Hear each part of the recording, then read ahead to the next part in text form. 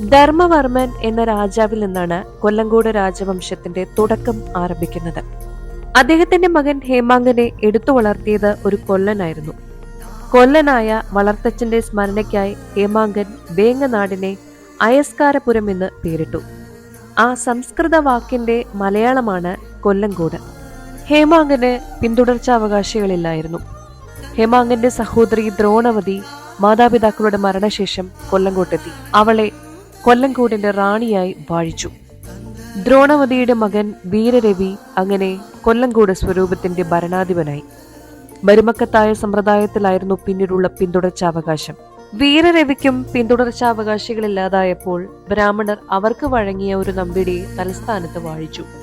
അന്നു മുതൽ കൊല്ലങ്കോട്ട് രാജാക്കന്മാർ വേങ്ങനാട്ട് നമ്പിടി എന്ന പേരിൽ അറിയപ്പെടാൻ തുടങ്ങി. ഇന്ന് ഇവിടെയുള്ള കോവിലകം ഒരു സ്വകാര്യ ആയുർവേദ ആശുപത്രിയായി പ്രവർത്തിക്കുന്നു.